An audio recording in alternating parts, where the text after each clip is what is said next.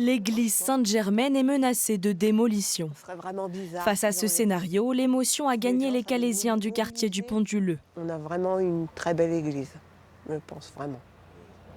C'est vrai Pour que dès qu'il y avait Martine, quelque chose sur 50 l'église, années de souvenirs pourraient les gens être sont réduites en obligés. poussière. Il y a eu des baptêmes, là, des mariages, des enterrements.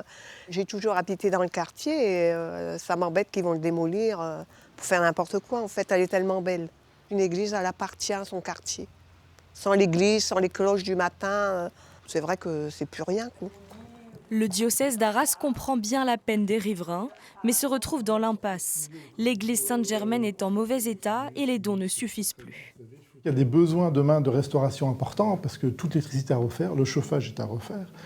On chauffe plutôt l'extérieur que l'intérieur tellement il y a aussi elle n'est pas étanche, entre guillemets, par rapport à une vie paroissiale assez réduite. On n'a pas, comme je dis régulièrement, on n'a pas 1000 personnes à la messe tous les dimanches. On est plutôt à 50 personnes tous les 15 jours. Toutes les options sont alors envisagées, mais on sait déjà que des promoteurs immobiliers ont été approchés par le diocèse.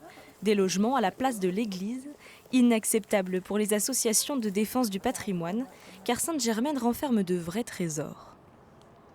Les vitraux sont inscrits à l'inventaire des monuments historiques. Donc on s'inquiète si l'église est démolie, ce qu'on ne souhaite évidemment déjà pas, mais si elle est démolie, qu'adviendra-t-il de ces vitraux ?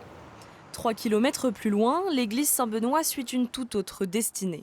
Elle va être désacralisée et vendue à la mairie de Calais, ou quand le patrimoine religieux passe du côté laïque. Nous cherchions un endroit pour y faire une maison de service, que ce soit de la police municipale, que ce soit des services de la ville, que ce soit les services associatifs ou les associations, un lieu de vie en quelque sorte. Une opération qui coûte à la ville 75 000 €, auquel s'ajoutent près d'1 million d'euros de travaux. Le prix à payer pour conserver l'édifice et lui offrir une deuxième vie.